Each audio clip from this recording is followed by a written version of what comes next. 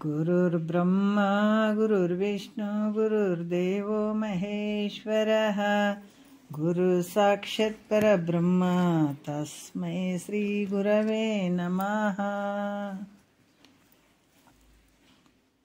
ಶ್ರೀ ಜಗದ್ಗುರು ಸಿದ್ಧಾರೂಢರ ಪಾದಕಮಲಗಳಿಗೂ, ಶ್ರೋತ್ರಿಯ ಬ್ರಹ್ಮನಿಷ್ಠ ಸದ್ಗುರು ಬಸವಾನಂದರ ಪಾದಕಮಲಗಳಿಗೂ, ಅವರ ಪ್ರತಿರೂಪದಂಥ ನಿಜಗುಣಪ್ಪನವರ ಪಾದಕಮಲಗಳಿಗೂ ನನ್ನ ದೀರ್ಘದಂಡ ಪ್ರಣಾಮಗಳನ್ನು ಸಲ್ಲಿಸುತ್ತಾ, ಎಲ್ಲ ಮಹಾತ್ಮರ ಪಾದಕಮಲಗಳಿಗೂ ನನ್ನ ದೀರ್ಘದಂಡ ಪ್ರಣಾಮಗಳನ್ನು ಸಲ್ಲಿಸುತ್ತಾ, ಮನದಲ್ಲಿ ಸ್ಮರಿಸಿಕೊಳ್ಳುತ್ತಾ, ತಮ್ಮೆಲ್ಲರಿಗೂ ವಂದಿಸುತ್ತಾ, ಇವತ್ತಿನ 3ನೇ ಸಂಧಿ ಪರಮಾನುಭವ ಬೋಧೆ ನಡೆದದ. ಈ ಪರಮಾನುಭವ ಬೋಧೆಯಲ್ಲಿ 3ನೇ ಸಂಧಿ ಒಳಗೆ ಇವತ್ತಿನ ಸೂತ್ರ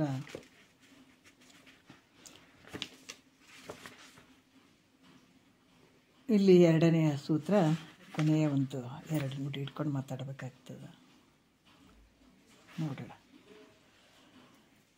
ಬಹಳ ಅದ್ಭುತವಾಗಿ ಅವರು ಹೇಳುತ್ತಾರೆ, ಆತ್ಮನಿಗೆ ಭ್ರಾಂತಿ ವಿಲಕ್ಷಣನಾಗಿರುವುದರಿಂದ ಅಕರ್ತ ಭೋಕ್ತ ಆಗಿದ್ದಾನ ಅಂತ ಹೇಳ್ತಾ ಇದ್ದಾರೆ. ಯಾಕಂತಂದ್ರೆ ಇಲ್ಲಿ ಭ್ರಾಂತಿಯಿಂದ ಕೂಡ್ಕೊಂಡು, ಯಾಕಂದರೆ ಭ್ರಾಂತಿಗೆ ವಿಲಕ್ಷಣನಾಗಿರುವಂಥದ್ದು ನಿನ್ನ ಸ್ವರೂಪ ಆತ್ಮ. ಭ್ರಾಂತಿಯಿಂದ ಕೂಡ್ಕೊಂಡು ನನ್ನ ಕರ್ತ ನಾ ಭೋಕ್ತೃತ್ವ ಅನ್ನುವಂಥ ಒಂದು ಭ್ರಾಂತಿಯಿಂದ ಅಂತ ಇದ್ದಾನದು. ಇದು ಯಾವುದು ಮಾಡುವಂಥದ್ದು, ವ್ಯವಹಾರ ಮಾಡುವಂಥದ್ದು ಇದು ಯಾವುದು ಆತ್ಮನಿಗೆ ಇಲ್ಲ. ಈ ಒಂದು ಇದರಲ್ಲಿ ಹೇಳ್ತಾರೆ, ಕಂಡುದನ್ನೆಲ್ಲವನು ಉಂಡೆ ಎಂದೆನಲ್ ಆತ್ಮನು ಉಂಡ ಆತನು ಅಖಿಳ ನೆನಬೇಕು ಅಂತ ಹೇಳ್ತಾರೆ ಅವರು. ಏನು ಹೇಳ್ತಾರೆ? ಕಂಡುದನ್ನೆಲ್ಲವನ್ನು,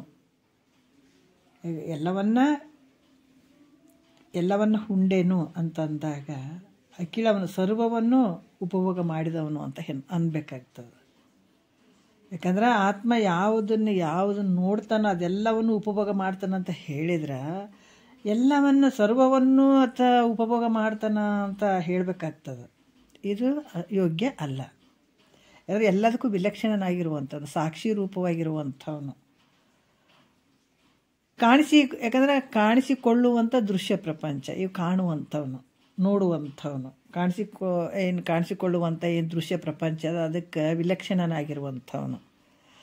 ಎಲ್ಲ ದೃಶ್ಯ ಪ್ರಪಂಚವನ್ನು ಇದರಿಟ್ಟು ನೋಡ್ತಾನಿತ. ಹಾಗಾಗಿ ಈ ದೃಶ್ಯ ಏನು ವಸ್ತುಗಳದವ, ಈ ದೃಶ್ಯ ಪದಾರ್ಥಗಳಿಗಿಂತಲೂ ಇದು ಭಿನ್ನವಾಗಿದ್ದಾನ ಅನ್ನುವಂಥದ್ದನ್ನು, ಆದರೆ ಆ ದೃಶ್ಯವಾದ ಪದಾರ್ಥಗಳನ್ನು ಅವನು ಉಪಭೋಗಿಸುವಂಥವನು ಅಲ್ಲ ಅಂತ ಹೇಳುವಂಥ ವಿಚಾರಗಳನ್ನು ನಿನ್ನೆ ವಿಷಯದಲ್ಲಿ ಭಾಳಷ್ಟು ವಿಚಾರಗಳು ಬಂದವು. ಇಲ್ಲಿ ಕೂಡ ನಿನ್ನೆ ಕೆಲವೊಂದು ವಿಚಾರಗಳನ್ನು ಹೇಳಿದರು.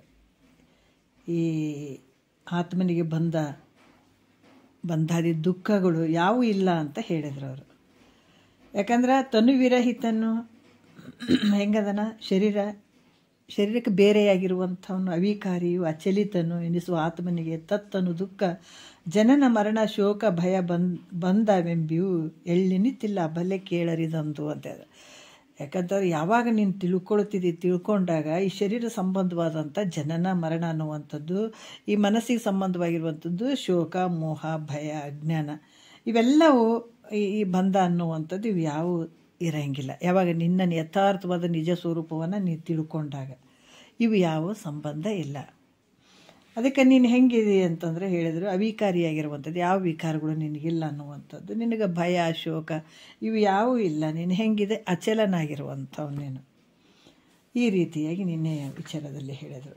ಆಮೇಲೆ ಈ ದುಃಖ ಆದರೂ ಕೂಡ ಬರ್ತದೆ. ಈ ದುಃಖಾದಿಗಳಿಗೆ ದುಃಖ ಆಗಿರ್ಬೋದು ಸುಖ ಆಗಿರ್ಬೋದು, ಇಲ್ಲಿ ಏನು ಬರ್ತದೆ ಅವೆಲ್ಲವಕ್ಕೂ ಏನು ಆ ಉಪಭೋಗಿಸುವಂಥವನು ಅದ್ರಾಗ ಬೆರೆತವನು ಅದಾನೇನು ಅಂದರೆ ಅಲ್ಲ. ಇವಕ್ಕೆ ಸಾಕ್ಷಿ ರೂಪವಾಗಿರುವಂಥದ್ದು. ಅದಕ್ಕೆ ಹೇಳ್ತಾರೆ, ಧರೆ ಮೊದಲಾದ ಮೂಲ ಬಿಂದು ಕಡೆ ಚರವಾದಿ ಚರಾದಿಯೊಳಗೆಂದು ಬೆರೆಸದ ಆಶ್ರಯವಾಗಿ ನಿಂದು ತೋರ್ಪ ಗುರುಶಂಭು ಲಿಂಗನೇ ನೀನೆಂದು. ಏನು ಜಗತ್ತಿನೊಳಗೆಲ್ಲ ತೋರ್ತದಲ್ಲ, ಧರೆ ಮೊದಲಾದ ಮೂಲ ಬಿಂದು ಕಡೆ ಚರವಾದಿ ಚರಾದಿಯೊಳಗೆಂದು ಬೆರೆಸದ ಆಶ್ರಯವಾಗಿ ಯಾವುದು ಎಲ್ಲ ಪ್ರತಿಯೊಂದನ್ನು ನೀನು ನೋಡ್ತಿದ್ದಿ, ಸಾಕ್ಷಿ ರೂಪವಾಗಿ ನೋಡ್ತಿದ್ದಿ, ಆದ್ರೆ ಯಾವುದ್ರಾಗ ನೀ ಬೆರ್ತಾವನಲ್ಲಪ್ಪ. ಅದಕ್ಕೆ ಇಲ್ಲಿ ಕೂಡ ಹೇಳ್ತಾರೆ, ದುಃಖಾದಿಕವನ್ನು ಇದಿರಿಟ್ಟು ಕಾಣಬಾತನು ಆ ದುಃಖಾದಿ ರೂಪವನ್ನೆಲೆಗೈದು ದುಃಖಾದಿಗಳನ್ನು ಅನುಭವಿಸುವವನಲ್ಲವೋ ಆ ದುಃಖಾದಿ ತನಗೆ ಕೇಳ್ಪುಸಿಯಾಗಿ ಅಂತ ಹೇಳ್ತಾರೆ ಅವರು. ಏನು ಹೇಳ್ತಾರೆ? ದುಃಖಾದಿಕವ ಅಂದರೆ ಈ ದುಃಖ ಮೊದಲಾದವುಗಳನ್ನು ಕಾಣುವಂಥವನು. ಈ ದುಃಖಗಳ ರೂಪಾಗಿ ಅಂದರೆ ದುಃಖಾದಿಗಳಂತಂದರೆ ಎಲ್ಲ ಬಂತಿಲ್ಲ, ಸುಖ ದುಃಖ ಪ್ರತಿಯೊಂದು ಬಂತು ಇಲ್ಲಿ. ಏನು ನೀನು ಅನುಭವ ಮಾಡ್ಕೊಳ್ತಿದ್ದಿ ಅವೆಲ್ಲವೂ ಬರ್ತಾವೆ. ಇವೆಲ್ಲವುಗಳನ್ನು ಇದಿರಿಟ್ಟು ಕಾಣುವಂಥವ್ನು ನೀನು. ಆದರೆ ಆ ದುಃಖಗಳ ರೂಪಾಗಿ ದುಃಖಗಳನ್ನು ಅನುಭವಿಸುವಂಥವನನ್ನು ಉಪಭೋಗ ಮಾಡುವಂಥವ್ನು ನೀನೇನು ಅಂದರೆ ಅಲ್ಲ. ಅದರ ಉಪಭೋಗಿಸುವಂಥವನಲ್ಲ, ದುಃಖಾದಿಗಳನ್ನು ನೋಡುವಂಥವನು, ಕಾಣುವಂಥವನು. ಆದರೆ ಆ ದುಃಖಗಳ ರೂಪಾಗಿ ದುಃಖಗಳನ್ನು ಅನುಭವಿಸುವವನು ಅಲ್ಲ. ಯಾಕಂದರೆ ಈ ದುಃಖಗಳು ಹೆಂಗದ ಅಂದ್ರೆ ನಿನಗೆ ದೃಶ್ಯಾಗಿ ತೋರ್ತಾವೆ. ಈ ದುಃಖಗಳು ಏನದಾವ ನಿನಗೆ ದೃಶ್ಯಾಗಿ ತೋರ್ತಾವ. ಅದಕ್ಕೆ ಇಲ್ಲಿ ದೃಶ್ಯವಾಗಿ ತೋರುವಂಥವೆಲ್ಲ ಸುಳ್ಳಾಗಿರ್ತಾವೆ, ಸುಳ್ಳಾಗಿ ಹೋಗೋದ್ರಿಂದ ನೀನು ಹೆಂಗಿದೆ? ಸಾಕ್ಷಿ ರೂಪವಾಗಿದೆ. ಅದಕ್ಕೆ ಇವೆಲ್ಲವೂ ಈ ರೀತಿಯಾಗಿರುವಂಥ ನೀನು ಯಾವುದಕ್ಕೆ ಬೆರೆಯುವಂಥವನ್ನಲ್ಲ. ಅದರಿಂದ ನಾನು ಸುಖಿ, ನಾನು ದುಃಖಿ ಅಂತ ಸುಖ ದುಃಖಗಳನ್ನು ಉಂಡಂಗೆ ನನಗೆ ಆಗ್ಯದಂತ ನೀನು ಬಡಬಡ್ಸಕತ್ತಿದೆ. ನಾನು ಸುಖಿ ಅದೀನಿ, ನಾನು ದುಃಖಿ ಅದೀನಿ, ನನಗೆ ಸುಖ ದುಃಖ ಅದಾವ, ನಾನು ಸಾಯ್ತೀನಿ, ನಾನು ಹುಟ್ಟುತ್ತೀನಿ, ಇವೆಲ್ಲ ನಿನಗೆ ಆದಂಗೆ ಆಗ್ಯದದು. ಯಾಕಾಗ್ಯದಂದ್ರೆ ಭ್ರಮೆಯಿಂದ, ಭ್ರಾಂತಿಯಿಂದ. ಅದು ವಿಚಾರ ಮಾಡಿ ನೋಡಿದರೆ ಇದು ಯಾವುದು ನಿನಗಿಲ್ಲ, ಆದರೆ ನಿನಗೆ ಭ್ರಾಂತಿ ಬಂದಂಥದ್ದು. ಇಲ್ಲಿ ಭಾಳಷ್ಟು ವಿಚಾರಗಳನ್ನು ಹೇಳ್ತಾರೆ, 5ನೇ ನುಡಿಯಲ್ಲಿ ಹೇಳ್ತಾರೆ. ಇಲ್ಲಿ ಕೂಡ ಏನು ಹೇಳ್ತಾರೆ 5ನೇಲಿ? ಕಂಡದನ್ನೆಲ್ಲವನ್ನು ಉಂಡೇನು ಎಂದೆಂಬೊಡೆ ಕಂಡ ಶುದ್ಧಾದಿ ವಿಷಯವನ್ನು ಉಂಡಾತನಹನು ಅದರಿಂದ ತಿಳಿಯೇ ಚಿತ್ ಅಖಂಡಾತ್ಮನಿಗೆ ಭೋಕ್ತೃತ್ವನ ಮುಂಟೆ ಅಂತ ಹೇಳುವಂಥದ್ದು. ಏನು ಹೇಳ್ತಾರ? ಕಂಡದನ್ನೆಲ್ಲವನ್ನು ಅಂದರೆ ನಾನು ನೋಡಿದ್ದೆಲ್ಲವನ್ನ ಊಟ ಮಾಡಿದೆ, ಅದನ್ನು ಅನುಭವಿಸಿದೆ ಅಂತ ಅಂದದ್ದಾದ್ರೆ, ಈ ಶುದ್ಧಾದಿ ಅಂತಂದರೆ ಶುದ್ಧ ಅಶುದ್ಧ ಎಲ್ಲವನ್ನ ನಾನು ಉಂಡೇನು ಅನ್ಬೇಕಾಗ್ತದೆ. ನೋಡ್ರಿ, ಆತ್ಮ ಸುಖ ದುಃಖಗಳನ್ನು ಕಂಡದ್ರಿಂದ ಅದನ್ನು ಅನುಭವಿಸಿದ ಅಥವಾ ಅತಿಗೆ ಆಗಿಬಿಟ್ಟದ ಇದು ಸುಖ ದುಃಖ ಆತನೇ ಉಂಡ ಅಂತ ಅನ್ನೋದಾದ್ರೆ ಹೇಳಿದ್ರೆ, ಅಶುದ್ಧವಾಗಿರುವಂಥದ್ದಾಗಲಿ ಅಶುದ್ಧವಾಗಿರುವಂಥದ್ದಲ್ಲಿ ಯಾವ ವಿಷಯವನ್ನು ಕಂಡ್ರೆ ಅದನ್ನು ಭೋಗಿಸ್ತಾನಂತ ಹೇಳ್ಬೇಕಾಗ್ತದೆ. ಅದು ಯಾವುದೇ ಇರಲಿ, ಶುದ್ಧರೇ ಇರಲಿ ಅಶುದ್ಧನೇ ಇರಲಿ, ಎಲ್ಲವನ್ನ ಆತ ಸುಖ ದುಃಖಗಳನ್ನು ಕಂಡದ್ರಿಂದ ಆತನೇ ಉಂಡ, ಆತನೇ ಉಪಭೋಗ ಮಾಡಿದ ಅಂತ ಅನ್ನೋದಾದ್ರೆ ಅದು ಶುದ್ಧವಾಗಲಿ ಅಶುದ್ಧವಾಗಲಿ ಎಲ್ಲವನ್ನ ಏನೇನು ಕಾಣಿಸ್ತದ ವಿಷಯವೋ ಅವೆಲ್ಲವನ್ನ ಕಂಡ್ರೆ ಅದನ್ನೆಲ್ಲ ಭೋಗಿಸ್ತಾನ ಅಂತ ಹೇಳ್ಬೇಕಾಗ್ತದೆ ಆತ್ಮಗೆ. ಅದಕ್ಕೆ ಹಿಂಗೆ ಹೇಳುವಂಥದ್ದು ಭಾಳ ಏನಂತಂದ್ರೆ ವಿರೋಧ ಆಗ್ತದೆ, ಹಂಗೆ ಹೇಳಕ್ಕೆ ಬರೋಂಗಿಲ್ಲ. ಅದರಿಂದ ಅದು ಹೇಳುವಂಥ ಮಾತು ಕೂಡ ಯೋಗ್ಯ ಅಲ್ಲ. ಯಾಕಂದರೆ ಇದು ಹೆಂಗೆ ಅದನ್ನು ಅಖಂಡೈಕ ರಸವಾಗಿರುವಂಥದ್ದು, ನಿನ್ನ ಸ್ವರೂಪ ಪರಿಪೂರ್ಣವಾಗಿರುವಂಥದ್ದು, ನಿನಗೆ ಕರ್ತೃತ್ವ ಭೋಕ್ತೃತ್ವ ಯಾವುದೂ ಇಲ್ಲ. ಆತ್ಮನಿಗೆ ಮಾಡಿದ ಅನ್ನುವಂಥದ್ದು, ಉಣೋದು ತಿನ್ನೋ ಇವು ಯಾವ ಸಂಬಂಧ ಇಲ್ಲ, ಯಾವ ವ್ಯವಹಾರ ಕೂಡ ಸಂಬಂಧ ಇಲ್ಲ. ಅದಕ್ಕೆ ಕರ್ತೃತ್ವ ಭೋಕ್ತೃತ್ವ ಇವು ಯಾವ ಸಂಬಂಧ ಇರದೇ ಇರುವಂಥದ್ದು ಆತ್ಮ, ಯಾವ ಸಂಬಂಧ ಇಲ್ಲ ಅನ್ನುವಂಥದ್ದನ್ನು ಹೇಳಿ ಆತ್ಮಂಗೆ ಭೋಕ್ತೃತ್ವ ನಿರಾಕರಣೆ ನಿರೂಪಣೆ ಸೂತ್ರ 2ಕ್ಕೆ ಪದ 13 ಅಂತ ಹೇಳಿ, ಈಗ ಇವೆಲ್ಲದಕ್ಕೂ ಈ ಭ್ರಾಂತಿ ರೂಪ ಈ ಕರ್ತೃತ್ವ ಭೋಕ್ತೃತ್ವ ಅಂತ ಏನು ಅದಾವ ಆತ್ಮನ ಇವೆಲ್ಲವೂ ಬೇರೆ ಅದಾನ. ಆದರೆ ಈ ಬೇರೆ ಅದಾನಂತ ಹೇಳಿ ಈಗ ದೇಹಕ್ಕೆ ವಿಲಕ್ಷಣನಾಗಿರುವಂಥದ್ದು ಆತ್ಮ ಸ್ವರೂಪ ಭಾಳ ಅದ್ಭುತವಾಗಿ ತಿಳಿಸ್ತಾರೆ. ಎಳಿಯಾಗಿ ಬಿಚ್ತಾರೆ ನೋಡ್ರಿ. ಯಾಕಂದ್ರೆ ಇದು ಕೇಳೋದು ಸಾಮಾನ್ಯ ಅಲ್ಲ, ಇದು ಭಾಳ ಜನ್ಮದ ಪುಣ್ಯ. ಜಗತ್ತಿನಾಗ ಎಲ್ಲವನ್ನ ತಿಳ್ಕೊಳ್ತೀವಿ, ಆದರೆ ನಾವು ಯಾರದಿನಂತ ತಿಳ್ಕೊಳ್ಳೋದೇ ದೊಡ್ಡ ಒಂದು ಮೋಸ ಅಂತ ಅಂದ್ಕೊಳ್ಬೇಕಾಗ್ತದೆ. ನಮ್ಮ ಅನರ್ಥವನ್ನು ನಾವೇ ಮಾಡ್ಕೊಂಡಂಗಾಗ್ತದೆ. ಮಹಾತ್ಮರು ಎಷ್ಟು ಅದ್ಭುತವಾಗಿ ಹೇಳ್ತಾರೆ. ಯಾಕಂದರೆ ಈ ಶರೀರದಲ್ಲಿ ಶರೀರ ಅನ್ನುವಂಥ ಜಡವಾಗಿ ಇರುವಂಥದ್ದು, ದೃಶ್ಯವಾಗಿ ಇರುವಂಥದ್ದು, ಅನಾತ್ಮವಾಗಿರುವಂಥದ್ದು, ಇಲ್ಲಿ ಆತ್ಮಭಾವ ಮಾಡಿ ಈ ಶರೀರ ಭಾವವನ್ನೇ ಮಾಡ್ಕೊಂಡು ಹೋಗಿದ್ದೀವಲ್ಲ. ಅದಕ್ಕೆ ಹೇಳ್ತಾರೆ ಅವರು ಒಂದೊಂದು ಅದೇ ವಚನಗಳಲ್ಲಿ ಪ್ರಶ್ನೆಯನ್ನು ಅರ್ಥ ಮಾಡಿಸ್ತಾರೆ.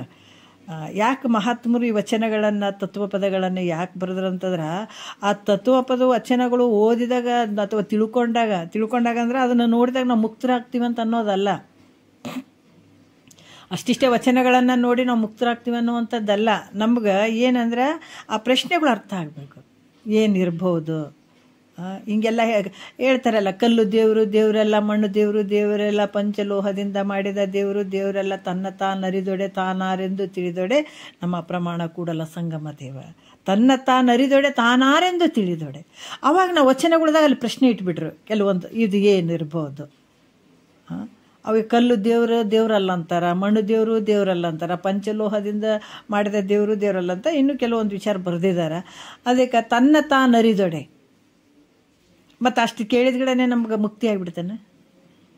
ಮತ್ತು ನಾವು ಮುಕ್ತನಂತ ಆನಂದ ಸ್ಥಿತಿಗೆ ಹೋಗ್ಬೇಕಾಗಿತ್ತಂತಂದ್ರೆ ಅಲ್ಲಿಗೆ ಪ್ರಶ್ನೆ ಅರ್ಥ ಮಾಡಿಸಿದ್ದಾರೆ ನಮ್ಗೆ. ಏನು ಅರ್ಥ ಮಾಡಿಸಿದಾರ? ಹೆಂಗಪ್ಪ ಇದು ಕಲ್ಲು ದೇವರಲ್ಲ ಅಂತ ಅನ್ಬೇಕು, ಯೋಚನೆ ಮಾಡಬೇಕಲ್ಲ. ಅವ್ರ್ಯಾಕೆ ಸುಮ್ಮನೆ ಬರೆದ್ರ? ಮತ್ತು ದೇವ್ರು ಎಲ್ಲಿದ್ದಾನ? ಕಲ್ಲು ದೇವರಲ್ಲ, ಮಣ್ಣು ದೇವರಲ್ಲ, ಪಂಚಲೋಹದಿಂದ ಮಾಡಿದ ದೇವರಲ್ಲ ಅಂತ ಹಿಂಗೆಲ್ಲ ಬರೆದಿದ್ದಾರಲ್ಲ, ಏನಿರ್ಬೋದು? ಕುತೂಹಲ ಬೇಕಲ್ಲ ಮನುಷ್ಯನಿಗೆ. ಮತ್ತು ತನ್ನ ತಾನರಿದೊಡೆ, ಮತ್ತು ನಾನಂದ್ರೆ ಯಾರಿದ್ದೀನಿ, ನಾನು ಹೆಂಗೆ ಅರಿಬೇಕು? ಮತ್ತು ಅಂದರೆ ಈ ಥರ ಬರೆದಿದ್ದಾರೆ ಅಂತಂದರೆ ಏನಿರ್ಬೋದು ಅಂತ ಅಲ್ಲಿ ಆ ಒಂದು ವಿಚಾರ ಮನದೊಳಗೆ ಹೊಕ್ಕಂತಂದ್ರೆ ಧನ್ಯರಾಗ್ತಾರೆ. ಯಾವಾಗ ಆ ವಿಚಾರಗಳು ಮನಸ್ಸಿನಲ್ಲಿ ಒಕ್ಕೊಂಡು ಅದನ್ನು ಹೆಂಗಾದ್ರೂ ಮಾಡಿ ತಿಳ್ಕೊಳ್ಬೇಕು ಅನ್ನುವಂಥ ಏನು ಮನಸ್ಸಿನಲ್ಲಿ ಬಂದು ಬಿಡ್ತಾ, ಇದು ಎಷ್ಟೋ ಜನ್ಮದ ಪುಣ್ಯ. ಹಂಗೆ ಬಂತು ಅಂಥವೆಲ್ಲ ನಮಗೆ ಗೊತ್ತಾದಾಗ ಮಾತ್ರನೇ ಕೆಲವೊಂದು ನಮ್ಗೆ ಆ ಪ್ರಶ್ನೆಗಳು ರಿಪೀಟ್ ನಮ್ಮ ಮನಸ್ಸಿನಲ್ಲಿ ಸುಳಿತಾ ಇದ್ದಾಗ ಅದಕ್ಕೆ ಉತ್ತರ ಹುಡುಕಕ್ಕೆ ನಾವು ಹುಡುಕ್ಲಿಕ್ಕೆ ಶುರು ಮಾಡ್ತೀವಿ ಆವಾಗ ಗುರುಗಳಿಗೆ. ಯಾಕಂದರೆ ನಮ್ಗೆ ರೋಗ ಅಂತ ಗೊತ್ತಾದಾಗೆ ನಾವು ಡಾಕ್ಟ್ರ್ ಹುಡುಕ್ತೀವಿ. ಅಲ್ಲಿ ತನಕ ನಮ್ಮ ರೋಗ ಅಂತ ಗೊತ್ತಿಲ್ಲ, ಒಳಗೆ ನಮ್ಗೆ ಏನು ರೋಗ ಇರ್ತದೆ ಆದ್ರೆ ಗೊತ್ತಿಲ್ಲ, ಒಳಗೆ ಗೊತ್ತಿಲ್ಲ.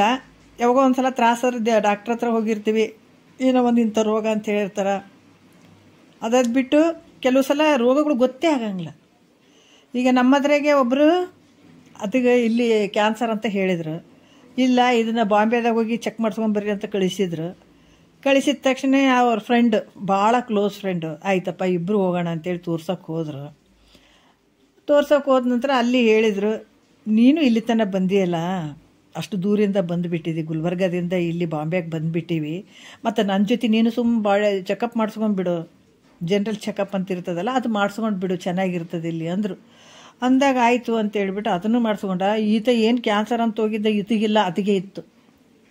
ಆದರೆ ಏನಾರು ನೋವಿತ್ತೇನಂದ್ರೆ ಏನು ಕಂಡು ಬರೋವಲ್ದು, ನೋವಿಲ್ಲ ಏನಿಲ್ಲ, ಆದರೆ ಇರೋದು ಕ್ಯಾನ್ಸರ್ ಆತಗೆ. ಅದು ಆತನ ದೋಸ್ತ್ ಹೋಗಿದ್ನಲ್ಲ ಫ್ರೆಂಡ್, ಆತಗೆ ಆರಾಮಾಗಿದ್ದ, ಯಾವ ಡಾಕ್ಟ್ರ್ ಇಲ್ಲ ಏನಿಲ್ಲ, ಆರಾಮಾಗಿ ಹೊಟ್ಟೆ ತುಂಬ ಊಟ ಮಾಡ್ಕೊಂಡು ಕಣ್ ತುಂಬ ನಿದ್ದೆ ಮಾಡ್ಕೊಂಡು ಆರಾಮೇ ಇದ್ದಾನ. ಅದ್ರ ಒಳಗೆ ಅದು ರೋಗ ಆದ. ಅಲ್ಲೇ ಮಟ್ಟ ಭಾಳ ಆರಾಮಿದ್ದ, ಏನು ಡಾಕ್ಟ್ರ್ ಕಾಣಲಿಲ್ಲ ಏನಿಲ್ಲ, ಎಲ್ಲ ಆರಾಮಾಗಿದ್ದ. ಯಾವಾಗ ರೋಗ ಅಂತ ಗೊತ್ತಾಯಿತು ಒಂದು ಕ್ಷಣ ಕುಂದ್ರಕ್ಕಾಗಲಿಲ್ಲ. ಅವಾಗ ಹುಡುಕ್ಲಿಕ್ಕೆ ಶುರು ಮಾಡ್ಯದ. ಡಾಕ್ಟ್ರು, ಎಂಥ ಡಾಕ್ಟ್ರು, ಸ್ಪೆಷಲಿಸ್ಟ್ ಡಾಕ್ಟ್ರ, ಆ ಡಾಕ್ಟ್ರ ಈ ಡಾಕ್ಟ್ರ 12 ಮಂದಿಗೆ ಹುಡುಕಿ ಅದು ಟ್ರೀಟ್ಮೆಂಟ್ ತೊಗೊಳಕ್ಕೆ ಶುರು ಮಾಡ್ಯದ. ಅದೇ ರೀತಿ ಕೂಡ ನಮಗೆ ಬರುವಂಥ ರೋಗಗಳು, ನಮಗೆ ಬರುವಂಥ ಒಂದು ಗದ್ದಲ ಏನೈತೆ, ಇದು ಬಂಧನ ಏನೈತೆ, ಜನನ ಮರಣ ಅನ್ನುವಂಥ ರೋಗ ದೊಡ್ಡ ರೋಗ. ಶರೀರಕ್ಕೆ ಬಂದಂಥ ರೋಗ ಒಂದು ಕ್ಷಣದಲ್ಲಿ ಹೋಗ್ಬೋದು, ಆದ್ರೆ ಈ ಜನನ ಮರಣ ಅನ್ನುವಂಥದ್ದು ರೋಗ ಇದು ಯಾವ ಕಾಲಕ್ಕೆ ಯಾವ ಇದಕ್ಕೂ ಜನ್ಮಕ್ಕೂ ಬಿಡಂಗಿಲ್ಲ. ಅಷ್ಟೊಂದು ತೊಂದರೆ ಕೊಡೋವಂಥದ್ದು, ಕಷ್ಟ ಕೊಡುವಂಥದ್ದು ಇದು ದೊಡ್ಡ ರೋಗ. ಅದಕ್ಕೆ ಇದು ಭವರೋಗ ಅಂತ ಹೇಳಿದ್ದಾರೆ. ಅದಕ್ಕೆ ಇಲ್ಲಿ ನಾವು ತಿಳ್ಕೊಳ್ಬೇಕಾಗಿತ್ತು ಅಂತಂದಾಗ ಇಂಥ ವಿಚಾರಗಳು ನಮಗೆ ಯಾವಾಗ ಗೊತ್ತದ ಆವಾಗ ಸದ್ಗುರುವಿನ ಹುಡುಕಿ ಇದನ್ನು ತಿಳ್ಕೊಳ್ಬೇಕಾಗ್ತದೆ. ಆವಾಗ ಅವರು ಹೇಳ್ತಾರೆ, ನೋಡಪ್ಪ ಇದು ಹಿಂಗೈತೆ ಇದು ಹಿಂಗೈತೆ ಅಂತ ತಿಳಿಯುವಂಥದ್ದು. ಅದಕ್ಕೆ ಈ ರೀತಿಯಾಗಿ ಈ ಭಾವ ಭಾಳ ಜನ್ಮದ ಪುಣ್ಯ. ಅದಕ್ಕೆ ಸಪ್ತಭೂಮಿಕೆ ಒಳಗೆ ಸುಖೇಚ್ಛ ಅನ್ನುವಂಥ ಭಾವ ಬರ್ಬೇಕಾದ್ರೆ ಭಾಳ ಜನ್ಮದ ಪುಣ್ಯ ಇರ್ತದೆ. ಈಗ ಹೇಳ್ತಾರೆ, ಶರೀರನೇ ನಾನು ಅಂದ್ಕೊಂಡು ಕುಂತಿಯಲ್ಲ, ಇದು ನಿನಗೇನಂದ್ರೆ ಅಜ್ಞಾನ, ಭ್ರಾಂತಿ ಬಿಡ್ದದಪ್ಪ, ನಿನಗೆ ಭ್ರಾಂತಿ ಬಿಡ್ದದ. ಮೈತ್ರಾದೇವಿ ಹೇಳ್ತಾರೆ, ಭ್ರಾಂತಿಯಿಂದ ಈ ಶರೀರ ನಾನು ಅಂದ್ಕೊಂಡು ಕುಂತಿಯಲ್ಲ, ಇದು ಶರೀರಕ್ಕೆ ವಿಲಕ್ಷಣನಾಗಿರುವಂಥದ್ದು ನಿನ್ನ ಸ್ವರೂಪ ಅಂತ ಈ ವಿಚಾರದಲ್ಲಿ ಹೇಳ್ತಾರೆ. ತೋರುವ ತನುವಿದು ತಾನಲ್ಲವೆಂತೆನೆ ತೋರುವ ಘಟಪಟಾದಿಗಳಂತೆ. ಎಷ್ಟು ಅದ್ಭುತವಾಗಿ ಹೇಳ್ತಾರೆ. ಯಾಕೆ ಹೇಳ್ತಾರೆ ಅಂತಂದ್ರೆ, ಒಂದು ಸಲ ಹೌದಲ್ರಿ ಶರೀರ ನಾನಲ್ಲ ಅಂತ ನಿಜಗುಡ್ರಿ ಎಷ್ಟು ಚಂದ ಹೇಳಿದ್ದಾರೆ ನೋಡ್ರಿ. ನಿನಗೆ ಪರಮುಕ್ತಿ. ಮುಕ್ತಿ ಮುಕ್ತಿ ಅಂದರೆ ನಾವು ಮೊದಲು ಅರ್ಥ ಮಾಡ್ಕೋಗಿ ಎಷ್ಟು ಸಲ ಕೇಳಿದ್ರೆ ನಮ್ಮ ಮುಕ್ತಿ ಬೇರೆ ವಸ್ತು ಐತೆನ ಅನ್ನಂಗೆ ಭಾವನೆ ಬರ್ತದೆ.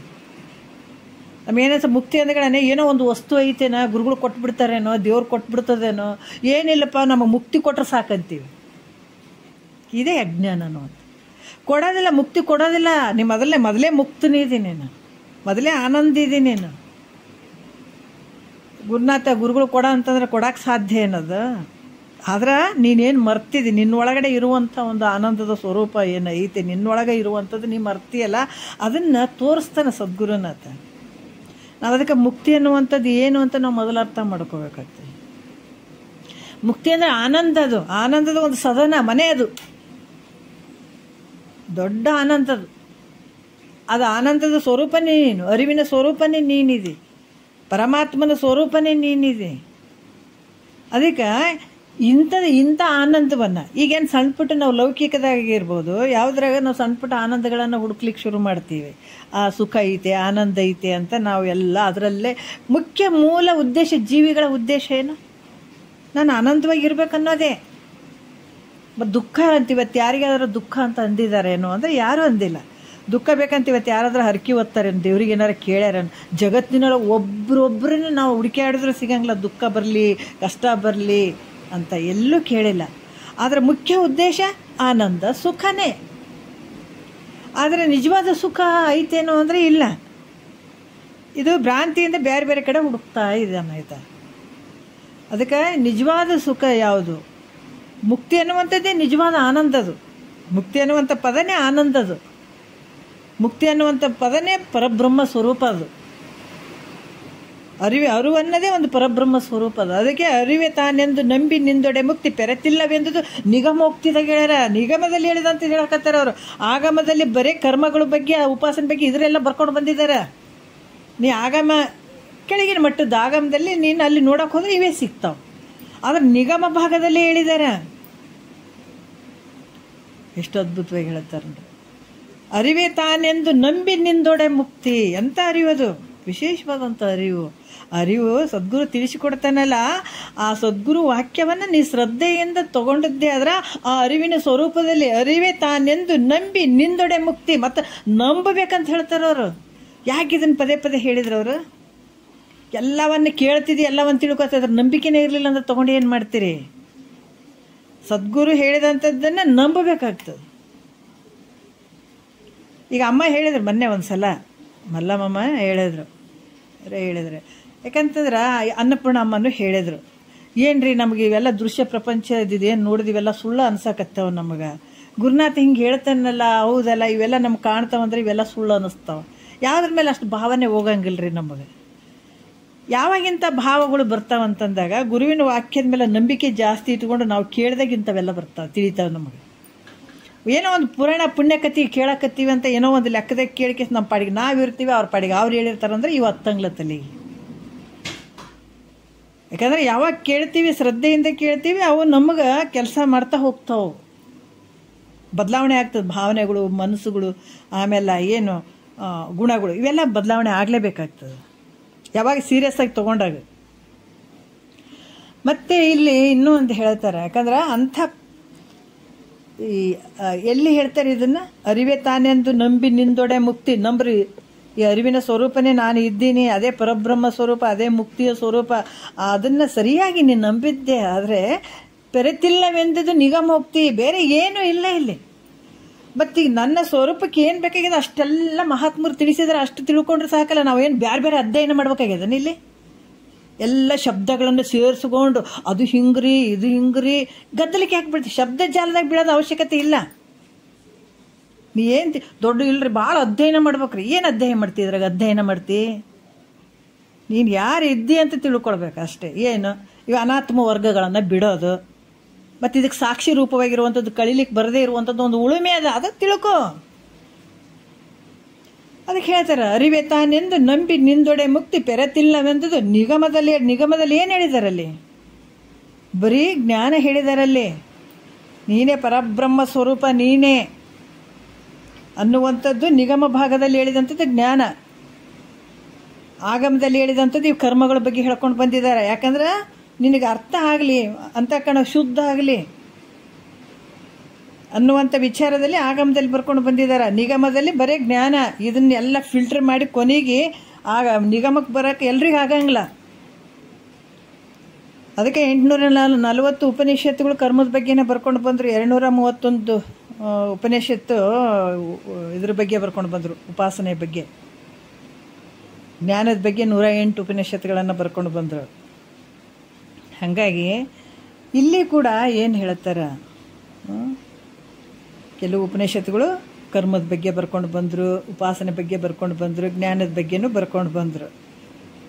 ಎಲ್ಲ ಈ ಯಾರ್ಯಾರು ತಮ್ಮ ಅಧಿಕಾರಕ್ಕೆ ಅನುಗುಣವಾಗಿ ಆಯಾ ಒಂದು ಇದಕ್ಕೆ ಬರ್ತಾರೆ. ನಿಗಮ ಭಾಗದಲ್ಲಿ ಇದನ್ನೇ ಹೇಳುವಂಥದ್ದು. ಅದಕ್ಕೆ ನಿಜಗುಂಡ್ರು ಕೂಡ ಒಂದು ವಿಚಾರ ಹೇಳ್ತಾರೆ, ಪಡೆವೆ ನೀನೆಂದಿಗೆ ಪರಮುಕ್ತಿ ಸುಖವನ್ನು ಕೆಡುವ ಕಾಯದ ಮೋಹವನ್ನು ಮಾಣೆ ಮನುಜ ಅಂತ ಹೇಳ್ತಾರೆ.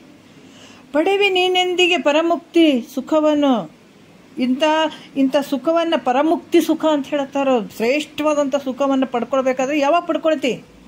ಈ ಶರೀರದ ಮೇಲೆ ನೀನು ನಾನೇ ಶರೀರ, ನಂದ ಶರೀರ ಅಂದ್ಕೊಂಡು ಕುಂತಾಗ ನಿನಗೆ ಆಗ್ತದೆ. ಎಷ್ಟು ಜನ್ಮಕ್ಕೆ ಆಗ್ತದೆ? ಆಗಂಗಿಲ್ಲ. ಅದಕ್ಕೆ ಶರೀರದ ಮೇಲೆ ಏನು ಮೋಹ ಮಾಡಿದ ಅಂದ್ರೆ ಮೊದಲು ಬಿಟ್ಟುಬಿಡು. ಶರೀರ ನಾನು ಅಂತ ನೀ ಹಿಡ್ಕೊಂಡು ಕುಂತಿದ್ರೆ ಅದು ದೂರ ಹೋಗಿಬಿಡ್ತದೆ, ಸಿಗಂಗಿಲ್ಲ. ಭಗವಂತ ಸಿಗೋದೇ ಇಲ್ಲ ನಿನಗೆ.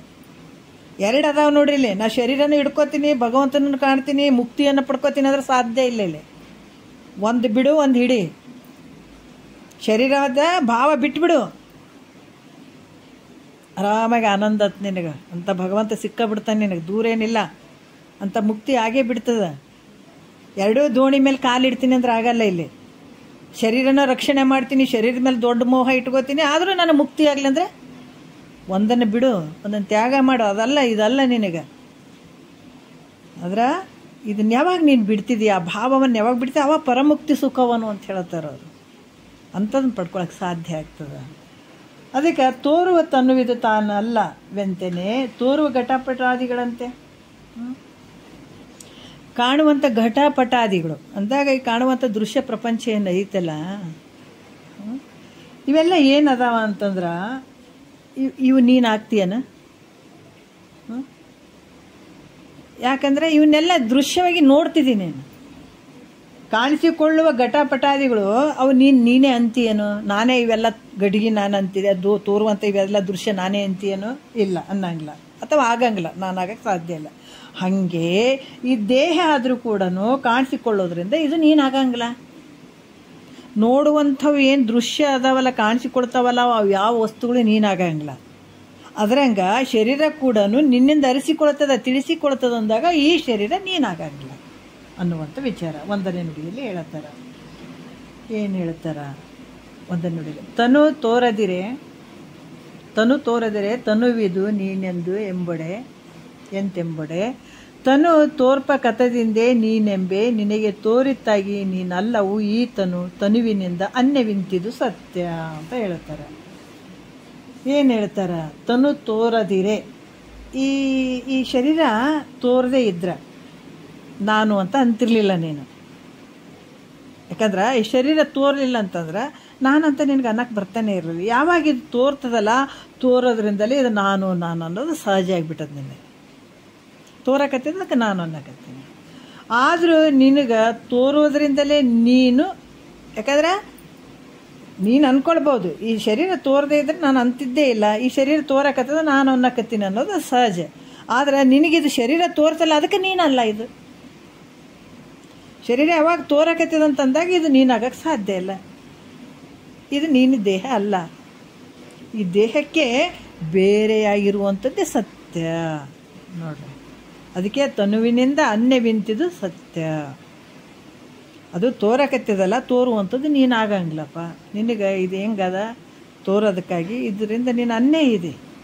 ದೇಹಕ್ಕೆ ನೀನು ಬೇರೆಯಾಗಿರುವಂಥದ್ದೇ ಸತ್ಯ ಐತೆ ಅನ್ನುವಂಥ ವಿಚಾರವನ್ನು ಹೇಳ್ತಾರೆ ಅವರು. ಮತ್ತು ಇಲ್ಲಿ ಕೂಡ ಹೇಳ್ತಾರೆ, ದೇಹ ನಾನು ಹೆಂಗೆ ಆಗಂಗಿಲ್ಲ, ಯಾಕೆ ಆಗಂಗಿಲ್ಲ ಅಂತ ಕೇಳಿದರೆ ಅನ್ಬೋದು. ದೇಹ ನಾನು ಹೆಂಗೆ ಆಗಂಗಿಲ್ಲ, ನಾನು ಆಗ್ಬೋದಲ್ಲ, ನಾನು ಯಾಕೆ ಆಗಂಗಿಲ್ಲ ಅಂತ ಕೇಳಿದರೆ ನೀನೇ ವಿಚಾರ ಮಾಡು. ಅದಕ್ಕೆ ಅವ್ರು ತಿಳಿಸ್ತಾರೆ. ಹೆಂಗೆ ತಿಳಿಸ್ತಾರೆ? 2ನೇ ನುಡಿಯಲ್ಲಿ ತನುವಿದು ಆನೆಂದು ಒಮ್ಮೆ ಓರ್ಮೆ ತನು ತನ್ನದೆಂದೋರ್ಮೆ ನಿನಗೆ ತೋರ್ಪದರಿಂದ ತನುವಿದು ಮನದನ್ನೇ ನೀನಲ್ಲವಿದನು ಯುಕ್ತನುಮಾನ ಅನುಭವದಿಂದ ಅವಧರಿಪುವುದು ಅಂತ ಹೇಳ್ತಾರೆ ಅವರು. ಯಾಕಂದರೆ ತನುವಿದು ಆನೆಂದು ಓರ್ಮೆ. ಈ ದೇಹ ನಾನು ಯಾಕೆ ಆಗಂಗಿಲ್ಲ ಅಂತಂದ್ರೆ ಅದಕ್ಕೆ ಉತ್ತರ ಹೇಳ್ತಾರೆ. ಈ ದೇಹ ತೋರ್ತದಲ್ಲ, ತೋರೋದಕ್ಕಾಗಿ ನೀನಲ್ಲ.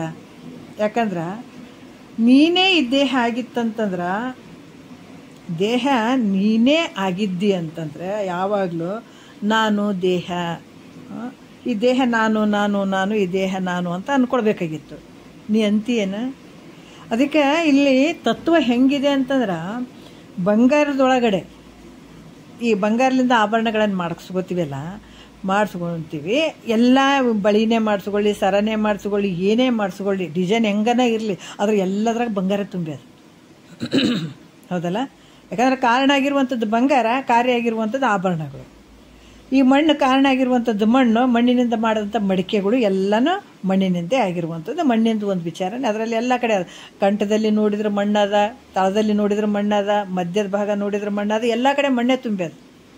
ಅದ್ರಂಗ ಈ ಜಗತ್ತು ಕೂಡ ಹೆಂಗೆ ಪರಮಾತ್ಮನಿಂದ ಆದಂಥದ್ದು ಈ ಜಗತ್ತು, ಈಶ್ವರನಿಂದ ಆದಂಥ ಈ ಜಗತ್ತು ಎಲ್ಲನೂ ಇದರಲ್ಲಿ ನಾವು ಕಾಣಲಿಕ್ಕೆ ಸಾಧ್ಯ ಆಗ್ತದೆ, ಆತನ ಒಂದು ಲಕ್ಷಣಗಳನ್ನು. ಹೆಂಗಂತಂದ್ರೆ ಇಲ್ಲಿ ಭಾಳಷ್ಟು ವಿಚಾರಗಳನ್ನು ಹೇಳುತ್ತಾರೆ ಅವರು. ಪ್ರತಿಯೊಂದು ತತ್ವಗಳು ಒಂದು ಮಾತಿನಲ್ಲಿ ಇದ್ದಾವೆ. ಇದನ್ನು ನಾವು ಅರ್ಥ ಮಾಡ್ಕೊಳ್ಬೇಕಾಗ್ತದೆ.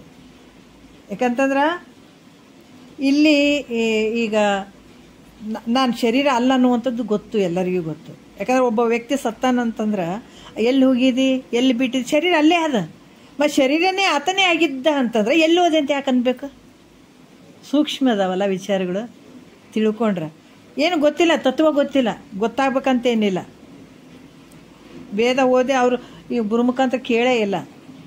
ಮತ್ತು ಅಳ್ತಾರಿಲ್ಲ, ಎಲ್ಲಿ ಓದ್ಯಪ್ಪ, ಎಲ್ಲಿ ಬಿಟ್ಟೆಪ್ಪ. ಆದರೆ ಶರೀರನೇ ಆತನೇ ಆಗಿದ್ದನು ಅಂತಂದರೆ ಮತ್ತು ಎಲ್ಲಿ ಓದಿ, ಎಲ್ಲಿ ಬಿಟ್ಟು, ಎಲ್ಲಿ ಹುಡ್ಕ್ಯಾಡಮ್ಮಂತ ಯಾಕೆ ಅಳ್ತಾರೆ ಅವರು? ಅಂದರೆ ಇಲ್ಲಿ ಗೊತ್ತಾಯ್ತಿಲ್ಲ ಶರೀರ ಅದಲ್ಲ, ಅಲ್ಲ ಅನ್ನುವಂಥದ್ದು. ಅದ್ರಂಗ ಇಲ್ಲಿ ಕೂಡ ನಾನು ಅಂತ ಹೇಳ್ಬೇಕಾಗಿತ್ತಲ್ಲ, ಇದು ಶರೀರ ನಾನು ಅಂತ ಹೇಳಂಗಿಲ್ಲ. ಯಾರಾದ್ರೂ ಇವತ್ತಿಗೆ ನಾನು ಶರೀರ ರೀ ಅಂತ ಅಂದೀವೇನ್ರಿ? ಎಲ್ಲಾದ್ರೆ ನಾನು ಶರೀರ ಅಂತ ಹೇಳಿಲ್ಲ, ನನ್ನದು ಶರೀರ ಅಂತ ಹೇಳಿವಿ. ನನ್ನ ಶರೀರ ರೀ ಮೊದಲು ಭಾಳ ಚಂದ ಇತ್ತು, ಈಗ ಯಾಕೋ ಈಗ ಭಾಳ ಮೆತ್ತಗಾಗ್ಯದ್ರಿ ಅಂತ ಹೇಳ್ತೀವಿ. ಮೊದಲಿನ ಥರ ಇಲ್ಲರಿ ನನ್ನ ಶರೀರ ಈಗ ಅಂತೀವಿ, ಹೌದಲ್ಲ? ಅದಕ್ಕೆ ಒಂದು ಸಮಯ ಇದು ಹೆಂಗಾಗ್ತಂದ್ರೆ ಇದು ನಂದು. ಈಗ ಯಾಕಂತಂದ್ರೆ ನಂದು ನಾನು ಅಂತ ಹೇಳಂಗಿಲ್ಲ, ನಾನು ಶರೀರ ಅಂತ ಯಾವತ್ತೂ ಹೇಳಂಗಿಲ್ಲ. ಅಂದ್ರೆ ಯಾವ ರೀತಿ ಅಂದ್ರೆ ನನ್ನದು ಅಂದಾಗ ಅದು ಒಂದು ಯಾವ ರೀತಿ ಅಂತಂದ್ರೆ ಮಮಕಾರಕ್ಕೆ ವಿಷಯವಾಗಿರುವಂಥದ್ದು. ಭಾಳ ಪ್ರೀತಿಲಿಂದ ಹೇಳ್ತೀವಿ ರೀ, ಇಲ್ರಿ ಇದು ನನ್ನ ಮನೆ ಆದ್ರಿ ಅಂತೀವಿ, ಇದು ನನ್ನ ಹೊಲ ಐತ್ರಿ ಅಂತೀವಿ, ಹೌದಿಲ್ಲ? ಯಾಕಂದ್ರೆ ಅದು ಹೊಲನೇ ಬೇರೆ ಮನೆಯೇ ಬೇರೆ ಅಂತ ನಮಗೆ ಗೊತ್ತಾಗಿದೆ. ಹೊಲನೇ ಬೇರೆ ಐತೆ, ಅದಕ್ಕೆ ಇದು ನನ್ನ ಹೊಲ ರೀ, ನನ್ನ ಮನೆ ರೀ ಅಂತೀವಿ. ಅದ್ರಂಗ ಇದು ನನ್ನ ದೇಹ ರೀ ಅಂತಿದೆಯಲ್ಲ, ಇದಕ್ಕೆ ವ್ಯತ್ಯಾಸ ಏನದದು? ಯಾಕಂತಂದ್ರೆ ನನ್ನ ಶರೀರ, ನನ್ನ ಮನೆ, ನನ್ನ ಹೊಲ, ನನ್ನ ಆಸ್ತಿ ಅಂತಂದಾಗ ಈ ಮನೆ, ಆಸ್ತಿ, ಹೊಲ ಹೆಂಗದ ಹಂಗೆ ಶರೀರ ಕೂಡ ನಂದು ಅಂದಾಗ ಅದು ನಿನಗೆ ಅನ್ಯನ್ನೇ ಆದದು.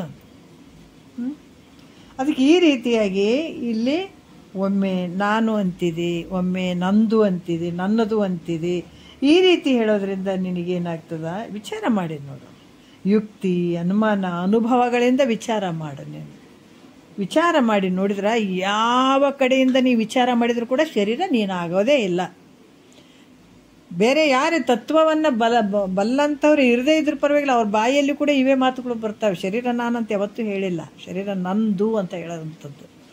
ಅದಕ್ಕೆ ನೀ ಯಾವ ರೀತಿಯಿಂದ ವಿಚಾರ ಮಾಡಿದರೂ ಕೂಡ, ಮತ್ತು ಯುಕ್ತಿ ನಿನ್ನ ಅನುಭವದಿಂದ ನೋಡು, ಅನುಮಾನದಿಂದ ನೋಡು, ಆಮೇಲೆ ಅನುಭವಗಳಿಂದ ವಿಚಾರ ಮಾಡಿ ನೋಡು. ಆದರೆ ಯಾವ ಕಾರಣಕ್ಕೂ ದೇಹ ನಾನು ಅನ್ನೋಕ್ಕಾಗಂಗಿಲ್ಲ, ಅಥವಾ ನಿಂದ ಅಲ್ಲ, ನೀನು ಆಗೋದಿಲ್ಲ ಅನ್ನುವಂಥ ವಿಚಾರವನ್ನು ಹೇಳ್ತಾರೆ. ಮತ್ತು ಯುಕ್ತಿಯಿಂದ ಕೂಡ ಇದು ದೇಹ ನೀನಲ್ಲ ಅನ್ನುವಂಥದ್ದನ್ನು ಇಲ್ಲಿ ಮುಂದೆ ಕೂಡ ಹೇಳ್ತಾರೆ. ನೋಡೋಣ 3ನೇ ನುಡಿಯಲ್ಲಿ, ಘಟವ ಕಾಣಬಾತನೋ ಆ ಘಟವಲ್ಲವೆಂತೆಂತೆ ಘಟದಂತೆ ತೋರುವ ತನುವಿದು ಘಟಕುಚೆ ಪರಿಭಾವಿಸಲಿಕ್ಕೆ ನೀನಲ್ತು ಕಪಟ ವಯಸ್ಸೇ ನೀನೆಂಬುದಿಂದಿದು ಯುಕ್ತಿ ಅಂತ ಹೇಳ್ತಾರೆ. ಏನು ಹೇಳ್ತಾರೆ? ಇದೊಂದು ಯುಕ್ತಿ ಅಂದರೆ ಅದೊಂದು ದೃಷ್ಟಾಂತ ಕೂಡ ಹೇಳ್ತಾರೆ. ಅಲ್ಲಿ ಮೈತ್ರಾದೇವಿಯ ಒಂದು ವರ್ಣನೆ ಮಾಡ್ತಾರೆ, ಘಟ ಕುಚೆ ಅಂತ ಹೇಳಿಬಿಟ್ಟು.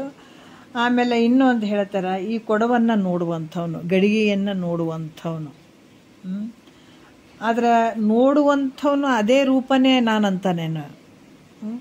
ಘಟವ ಕಾಣ್ಬತನೋ ಆ ಘಟವಲ್ಲವೆಂತಂತೆ. ನೋಡ್ರಿ, ಈ ಘಟವನ್ನು ನೋಡುವಂಥವನು ಘಟನೆ ಆಗಿರ್ತಾನೇನತ್ತ, ಸಪ್ರೇಟ್ ನೋಡ್ತಾನಲ್ಲ. ಅದು ನೋಡುವಂಥದ್ದು ಗಡಿಗೆನೇ ಬೇರೆ ಅದ, ನೋಡುವಂಥವನೇ ಬೇರೆ ಅದಾನ.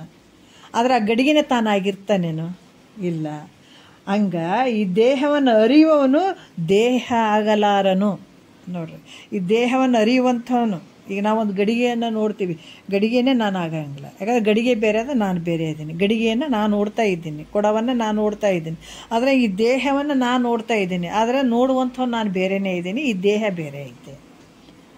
ಅದಕ್ಕೆ ಈ ದೇಹವನ್ನು ಅರಿಯುವಂಥವ್ನು ದೇಹ ಆಗಂಗಿಲ್ಲ. ಈ ಘಟ ಹೆಂಗೈತಪ್ಪ ಅಂತಂದ್ರೆ ಪಂಚ ಈ ಭೂತಗಳಿಂದ ಆದಂಥದ್ದು ಇದು ಘಟ. ಗಡಿಗೆ ಕೂಡ ಹೆಂಗದ, ಪಂಚಭೂತಗಳಿಂದ ಆದಂಥದ್ದು ಗಡಿಗೆ. ಹಂಗೆ ಇದು ಕೂಡ ಶರೀರ ಕೂಡ ಹೆಂಗೈತೆ ಅಂದ್ರೆ ಪಂಚಭೂತಗಳಂತೆ ಆದಂಥದ್ದು. ಇದು ಕೂಡ ಪಂಚಭೂತದಿಂದನೇ ಆದಂಥದ್ದು. ಈಗಿದ್ದು ಇಂಥ ದೇಹ ನಾನು ನಂದು ಅಂತ ಈ ರೀತಿ ಅನ್ನುವಂಥದ್ದು ಮೋಸ ಅಂತ ಹೇಳ್ತಾರೆ. ಇದು ದೊಡ್ಡ ಇಲ್ಲೇ ನಮ್ಮದು ಏನಂತಂದ್ರೆ ಅನರ್ಥ ಆದಂಥದ್ದು, ಮೋಸ ಆಗಿರುವಂಥದ್ದು ಇಲ್ಲೇ. ನಾವು ದಾರಿ ತಪ್ಪಿದ್ದೇ ಇಲ್ಲಿ. ಯಾವಾಗ ನಾವು ಶರೀರ ಅಂತ ಅಂದ್ಕೊಂಡಿವಿ, ಇಲ್ಲೇ ದಾರಿ ತಪ್ಪಿ ಹೋಯ್ತು ನಮ್ಮದು. ಅದು ಬಂದಾಯ್ತು, ಅಲ್ಲೇ ಆನಂದದ ಮಾರ್ಗನೇ ಬಂದಾಗಿಬಿಡ್ತದೆ. ಅದಕ್ಕೆ ಯಾವಾಗ ಈ ಶರೀರದ ಮೇಲೆ ಮೋಹ ಇಟ್ಕೊಳ್ತೀವಿ, ಇದೆಲ್ಲ ಇದು ನಾನು ಅಂತ ಹಿಂಗೆ ನಂಬುತ್ತೀವಿ, ಶರೀರನೇ ನಾನು ಅಂತ ನಂಬಿದಾಗ ಇದು ದೊಡ್ಡ ಮೋಸ ಆಗ್ತದ. ಅದಕ್ಕಾಗಿ ಇದು ಶರೀರ ಈ ರೀತಿ ಇದು ನಾನು ಅಲ್ಲ ಅಂತ ತಿಳ್ಕೊಳ್ಬೇಕು, ಮಾಡ್ಬೇಕು ಅನ್ನುವಂಥದ್ದು ಇದು ಮಾನವ ಶರೀರದಿಂದನೇ ತಿಳ್ಕೊಳಕ್ಕೆ ಸಾಧ್ಯ ಆಗ್ತದೆ. ಮತ್ತೆ ಇಂಥದನ್ನು ತಿಳ್ಕೊಳ್ಬೇಕಾದ್ರೆ ಮಾನವ ಶರೀರನೇ ಸಾಧ್ಯ. ಮತ್ತು ಬೇರೆ ಬೇರೆ ಶರೀರಗಳಿಗೆ ಇದು ಅವಕಾಶ ಇಲ್ಲ. ಇನ್ನು ದೇವತೆಗಳಿಗೆ ಮೊದಲು ಮಾಡೋ ಅವಕಾಶ ಇಲ್ಲ ಇದು ಮುಕ್ತನಾಗಕ್ಕೆ. ಅಂಥ ದೊಡ್ಡ ಅವಕಾಶ ಬಂದದೆ ಈ ಮನುಷ್ಯನ ಜನ್ಮಕ್ಕೆ. ಮತ್ತು ಆದ್ರೆ ಒಮ್ಮೆಲೆ ಸಿಕ್ಕಿಬಿಡ್ತೇನೆ ಅಂದ್ರಲ್ಲ ಭಾಳ ಪ್ರಯತ್ನ ಬೇಕು, ಪುಣ್ಯ ಬೇಕು, ಇವೆಲ್ಲ ಬೇಕು. ಅದಕ್ಕೆ ಮನುಷ್ಯತ್ವ ಮುಮುಕ್ಷತ್ವ ಮಹಾಜನ ಸಂಶಯತ್ವ ಏತಂ ದುರ್ಲಭಮ್ ಅಂತ ಹೇಳ್ತಾರಲ್ಲ, ಇವು ಮೂರು ಕೂಡ್ಯಾವಂತಂದ್ರೆ ನಾವು ಭಾಳ ಧನ್ಯರಂತ ನಮ್ಮ ಬೆನ್ನ ನಾವು ಚಪ್ಪರಿಸ್ಕೊಳ್ಬೇಕು. ಇದು ಸಿಗಂಗಿಲ್ಲ. ಮನುಷ್ಯರು ಎಲ್ಲರೂ ಹುಟ್ಟಿವಂತಂದ್ರೆ ಎಲ್ಲರಿಗೂ ಸಿಗ್ತವೆ. ನೀವು ಈಗ ಉದ್ಬೀಜ, ಸ್ವೇದಜ, ಅಂಡಜ, ಜರಾಯುಜ ಅಂತ 4 ಗರ್ಭಗಳಲ್ಲಿ ಬರ್ತಾವೆ ಜೀವಿಗಳು. ಅದ್ರಾಗ ಕೂಡ ಜರಾಯುಜದಾಗ ಬರುವಂಥ ಪ್ರಾಣಿಗಳೂ ಅದಾವೆ, ಮಾಸಿನಿಂದ ಬರುವಂಥ ಜೀವಿಗಳು ಅದಾವೆ. ಆದ್ರೆ ಮಾಸಿನಿಂದ ಬರುವಂಥದ್ದು ಮನುಷ್ಯರನ್ನು ಬರ್ತಾರೆ. ಆದ್ರೆ ಇದ್ರೆ ಮನುಷ್ಯರು ಎಲ್ಲರೂ ಬಂದೀವಿ ಅಂತಂದ್ರೆ ಎಲ್ಲರಿಗೆ ಅವಕಾಶ ಅದನ್ನ ಇದು ಕೇಳಕ್ಕೆ. ಇದು ಎದುರಿದ್ರೂ ಅವ್ರಿಗೆ ಅರ್ಥನೂ ಆಗಲ್ಲ, ತಲೆ ಬಿಡೋಕೆ ಗೊತ್ತಾಗಂಗಿಲ್ಲ. ಯಾಕೆ? ಪುಣ್ಯದ ಫಲ ಇರ್ಲಾರ್ದಾಗ. ಪುಣ್ಯದ ಫಲ ಇರಲ್ಲ. ಎಲ್ಲರೂ ಮನುಷ್ಯರ ಆಕಾರ ತೊಟ್ಕೊಂಡು ಬಂದೀವಿ, ಎಲ್ಲರೂ ಮನುಷ್ಯರೇ ಕಾಣಕತ್ತೀವಿ. ಎಲ್ಲರೂ ಏನ್ರಿ ಮನುಷ್ಯರು ಅದೀವ್ರಿ ನಾವು ಅಂತೀವಿ. ಮಹಾತ್ಮರ ದೃಷ್ಟಿ ಮನುಷ್ಯರಲ್ಲ. ಯಾವಾಗ ಸದ್ಗುರು ವಚನೋಪದೇಶವನ್ನು ಕೇಳ್ತಾನ ಅವ್ರಿಗೆ ಮನುಷ್ಯರಂತ ಹೇಳ್ಯಾರ. ಅವರು ಸುಮ್ಮನೆ ಎಲ್ಲರಿಗೂ ಮನುಷ್ಯರಲ್ಲ. ಗೋಮುಖ ವ್ಯಾಘ್ರಗಳು ಅಂತ ಹೇಳ್ತಾರಲ್ಲ, ಗೋಮುಖ ಅಂದ್ರೆ ಆಕಳ ಥರ ಆಕಾರ ಐತೆ, ಒಳಗಡೆ ಬರೀ ವ್ಯಾಘ್ರನ ಗುಣಗಳು ಅದಾವೆ. ಅದ್ರಾಗ ಮನುಷ್ಯನ ಶರೀರ ತೊಟ್ಕೊಂಡು ಬಂದೀವಿ, ಅದ್ರ ಒಳಗಡೆ ಏನದಾವ? ಪಶು ಪಕ್ಷಿಗಳ ಒಂದು ಗುಣಗಳು ಅದಾವೆ, ಪಶುಗಳ ಗುಣಗಳು ಅದಾವೆ. ನಿದ್ರಾಹಾರ ಭಯ ಮೈತುಂಚ ಅಂತ ಹೇಳ್ತಾರಲ್ಲ, 4 ಅಂಶಗಳು ಸಕಲ ಜೀವರಾಶಿಗಳಿಗೆ ಅದಾವೆ. ಸಕಲ ಜೀವರಾಶಿಗಳು ನಿದ್ರೆ ಮಾಡ್ತಾವೆ, ಸಕಲ ಜೀವರಾಶಿಗಳು ಆಹಾರ ಊಟಕ್ಕಾಗಿ ಬಿಡದಾಡ್ತಾವ, ಎಲ್ಲ ಜೀವರಾಶಿಗಳು ನಿದ್ದೆ ಮಾಡ್ತಾವ. ಎಲ್ಲದಕ್ಕೂ ಸಾಮಾನ್ಯ ಜ್ಞಾನ ಅದು. ನಿದ್ರಾ, ಆಹಾರ, ಭಯ ಮೈತುಂಚ ಅವಕ್ಕೂ ಪ್ರಾಣಕ್ಕೆ ಹೆದರ್ತಾವೆ ಎಲ್ಲ ಪ್ರಾಣಿ. ಅವೇ 4 ನಿನಗೂ ಅದಾವೆ. ಮತ್ತು ಇದ್ರಾಗ ಉಂಡೆ ತಿಂದೆ ಸತ್ತೋದೆ ಅಂದ್ರೆ ನಿನಗೆ ಮನುಷ್ಯ ಅಂತ ಹೆಂಗೆ ಹೇಳ್ತಾರೆ? ಮನುಷ್ಯ ಅಂತ ಹೇಳಕ್ಕೆ ಸಾಧ್ಯ ಇಲ್ಲ. ಯಾಕಂದ್ರೆ ಒಳಗೆ ಗುಣಗಳು ದೊಡ್ಡ ದೊಡ್ಡ ಗುಣಗಳು ಅದಾವಲ್ಲ. ಪಶುವಿನ ಗುಣಗಳು ಅದಾವ. ಮತ್ತು ಅದಕ್ಕಿಂತ ಅದು ಏನು ಬೇರೆ ಇಲ್ಲ, ನೀನು ಬೇರೆ ಇಲ್ಲ, ಸೇಮ್ ಒಂದೇ. ಅವನು ಮಕ್ಕಳು ಮಾಡ್ತಾವ, ನೀನು ಮಕ್ಕಳು ಮಾಡ್ತಿದ್ದಿ. ಅವು ನಿದ್ದೆ ಮಾಡ್ತಾವ, ನೀನು ನಿದ್ದೆ ಮಾಡ್ತೀವಿ. ಅವು ಊಟಕ್ಕೆ ಬಡ್ದಾಡ್ತಾವ, ನೀನು ಊಟಕ್ಕೆ ಬಡ್ದಾಡ್ತಿದ್ದಿ. ಅವು ಸಾಯೋದಕ್ಕೆ ಹೆದರ್ತಾವ, ನೀನು ಹೆದರ್ತಿದ್ದಿ. ಮತ್ತು ಬೇರೆ ವಿಶೇಷ ಏನು ಮಾಡ್ಕೊಂಡಿದ್ದು ನೀನು? ಮನುಷ್ಯ ಶರೀರ ತೊಟ್ಕೊಂಡು ಬಂದು ಏನೂ ಮಾಡಲಿಲ್ಲ. ಅದಕ್ಕೆ ಅದ್ರ ಗುಣನೇ ಇದಕ್ಕಿತ್ತಂದ್ರೆ ಇದಕ್ಕೆ ಮನುಷ್ಯರು ಅಂತಾರೇನ? ಅದ್ರ ಮನುಷ್ಯ ಮಾಡ್ಕೋಬೇಕಂದ್ರೆ ಅಲ್ಲಿ ಗುರು ತಂದೆಗೆ ಭಾಷೆ ಕೊಟ್ಟು ಬಂದದ್ದು ನೋಡಲ್ಲಿ. ತಾಯಿ ಗರ್ಭದಾಗ, ತಾಯಿಯ ಗರ್ಭದೊಳು ನಾನಿರ್ದ ವೇಳೆಯೋಳು ಅಲ್ಲಿ ಏದತಿ ಬಾಧೆಗೆ ಮನಮನೊಂದು ಪೇಸುತಿಹ ಪೇಯವನ್ನು ಬಿಟ್ಟಿತೇತ ಕಿಂತು ಪರಮಟ್ಟಿರುವೆ ನಾಯುಷ್ಯ ಮಿಹದರೊಳಗಾಗಿ ಕಾಯಜ ವಿರೋಧಿ ಗುರು ಶಂಭುಲಿಂಗವನ್ನು ಒಲಿಸಿ ಮಾಯೆಯನ್ನು ಮೀರಿ ಭವವನ್ನು ಗೆಲ್ಲುತ್ತೀನಿ ಅಂತ ಮಾತು ಕೊಟ್ಟು ಬಂದು ಆ ಮಾತಿನ ಪ್ರಕಾರ ಈತ ನಡ್ಕೊಂಡಿದ್ದಂದ್ರೆ ಈತಗೆ ಮನುಷ್ಯರು ಅಂತ ಹೇಳತ್ತಾರೆ. ಮತ್ತು ಸುಮ್ಮನೆ ಹಂಗೆ ಆ ಪದಕ್ಕೆ ಅಪ್ಪಣೆ ಅಂತ ಹೊಂಟು ಬಿಡ್ತಾರೆ ಅಷ್ಟೇ ಮಹಾತ್ಮರು. ಅದಕ್ಕೆ ಈ ರೀತಿ ಪಂಚಭೂತದಿಂದಾದಂಥ ಈ ಶರೀರ ಇಂಥ ದೇಹ ನಾನು ಅನ್ನುವಂಥ ನಂಬಿರುವಂಥದ್ದು ಕೂಡ ಇದು ಭಾಳ ದೊಡ್ಡ ಮೋಸ ಐತಪ್ಪ ಅಂತ ಕೂಡ ಹೇಳ್ತಾರೆ ಇಲ್ಲಿ. ಮತ್ತು 4ನೇ ನುಡಿ ಒಂದು ಚೂರು ನೋಡ್ಬಿಡೋಣ ಏನು ಹೇಳ್ತಾರೆ. ಈ ದೇಹವಿದು ವಿವಾದಾಸ್ಪದಿ ತಾನಲ್ತು ಭೇದ ಬಿತ್ಯಾದಿ ಜನಕಮಾಗಿ ಕಾದಲೇ ಕೇಳ್ಪರ ದೇಹದಂತೆಂಬುದು ವೇದಾನುಮತವಿಂತಿದ ಅನುಮಾನ ಅಂತ ಹೇಳ್ತಾರೆ. ಕಾದಲೆ ಅಂತಂದರೆ ಪ್ರಿಯಳೇ ಅಂತ ಹೇಳ್ತಾರೆ ಅವರು. ಕೇಳು ವಿವಾದಾಸ್ಪದಿ ಅಂತಂದ್ರೆ ನಾನು ತಾನು ಹೌದು ಅಲ್ಲ ಅನ್ನುವಂಥ ವಾದಕ್ಕೆ ಕಾರಣ ಆಗಿರುವಂಥದ್ದು ಈ ದೇಹ. ಇಲ್ಲಿ ಏನು ಹೇಳ್ತಾರೆ, ಹೌದು ಅಲ್ಲ, ನಾನು ಹೌದಾ ಅಲ್ಲ, ಶರೀರ ನಾನು ಹೌದಾ ಅಲ್ಲ ಅಂತ. ಈಗ ಈ ರೀತಿಯಿಂದ ಕಾರಣ ಆಗಿರುವಂಥ ಈ ಶರೀರ ಹೆಂಗಂದ್ರೆ ಅವ್ರು ಹೇಳ್ತಾರೆ, ಈ ಶರೀರ ಯಾವ ರೀತಿಯಿಂದ ನೋಡಿದ್ರು ಕೂಡ ನೀನಾಗಕ್ಕೆ ಸಾಧ್ಯ ಇಲ್ಲ ಅನ್ನುವಂಥದ್ದು ಎಲ್ಲ ಒಂದು ಮಹಾತ್ಮರು ಹೇಳುವಂಥ ವಿಚಾರ. ಇಲ್ಲಿ ಏನಂತಂದ್ರೆ ಇದಕ್ಕೆ ಯಾವುದು ಭೇದ ಜ್ಞಾನ ಇದೇನಾಗ್ತದೆ, ಭಯವನ್ನು ಉಂಟು ಮಾಡುವಂಥದ್ದು. ಅದಕ್ಕೆ ಬಹುಪುಣ್ಯದಿಂದ ಗುರು ದೇವತಾನೇ ಬಂದನು, ಎದಿರಬೇಡಿರಂದನು, ಅಭಯ ನೀಡಿಬಿಟ್ಟನು, ಬೋಧ ಹೇಳಿಕೊಟ್ಟ, ಭವ ರೋಗ ಬಿಡಿಸಿಬಿಟ್ಟ, ದ್ವೈತ ತೂರಿಬಿಟ್ಟ, ಅದ್ವೈತ ತಿಳಿಸಿಕೊಟ್ಟ. ಯಾವಾಗ ಭೇದ ಇರ್ತದಂದ್ರೆ ಭೇದ ಭಾವ ಇದ್ದಲ್ಲಿ ಭಯ ಇರ್ತದೆ. ಅದಕ್ಕೆ ಈ ರೀತಿಯಾಗಿ ಭೇದ ಜ್ಞಾನವನ್ನು ಭಯಾದಿಗಳನ್ನು ಉಂಟು ಮಾಡೋದರಿಂದ ಈ ರೀತಿ ಇದಕ್ಕೆ ಮಾಡೋದರಿಂದ ಎನ್ನುವುದು ಇದಕ್ಕೆ ಕಾರಣ ಆಗಿರುವಂಥದ್ದು. ಯಾಕಂತಂದ್ರೆ ಇದು ಯಾವ ರೀತಿ ಅಂತಂದ್ರೆ ಎರಡನೆಯವರ ಶರೀರದಂತೆ ಬೇರೆದವ್ರ ಶರೀರವನ್ನು ನೋಡ್ತೀವಲ್ಲ, ಆ ಥರ ನನ್ನ ಶರೀರ ಕೂಡ ಹಾಗೆ ಅನ್ಯವಾಗಿ ತಿಳಿಸ್ಕೊಡ್ತದೆ. ಆ ಶರೀರಗಳನ್ನು ತಿಳಿಸ್ಕೊಡ್ತದೆ ಮತ್ತು ಈ ಶರೀರವನ್ನು ತಿಳಿಸ್ಕೊಡ್ತದೆ ಅಂದಾಗ ಇದು ನೀನಾಗಕ್ಕೆ ಸಾಧ್ಯ ಇಲ್ಲ. ಅದಕ್ಕೆ ಈ ರೀತಿಯಾಗಿ ಏನು ಹೇಳ್ತಾರೆ, ಇದು ಯಾವ ರೂಪದಿಂದ ನೋಡಿದರೂ ಕೂಡ ಇದು ನೀನಾಗಕ್ಕೆ ಸಾಧ್ಯ ಇಲ್ಲ. ಇದು ವೇದಗಳಲ್ಲಿ ಕೂಡ ಶ್ರುತಿಗಳಲ್ಲಿ ಕೂಡ ಇದು ಪ್ರಮಾಣ ಐತೆ ಅನ್ನುವಂಥ ವಿಚಾರವನ್ನು ಇದನ್ನು ತಿಳಿಸ್ತಾರೆ. ಇದೇ ನುಡಿ ಹಿಡ್ಕೊಂಡು ಮತ್ತೆ ನಾಳೆ ಮಾತಾಡೋಣ. ಒಳ್ಳೆಯ ವಿಚಾರಗಳು, ಅದ್ಭುತವಾದಂಥ ವಿಚಾರಗಳು ಅದಾವ. ಇದನ್ನು ನಾವು ನೋಡೋಣ. ಈ ವಿಚಾರಗಳನ್ನು ಇಟ್ಕೊಂಡು ನಾಳೆ ಮಾತಾಡೋಣ. ಒಂದೆರಡು ಮಾತು ಗುರುಗಳ ಪಾದಕ್ಕೆ ಅರ್ಪಿಸಿ ಹರ.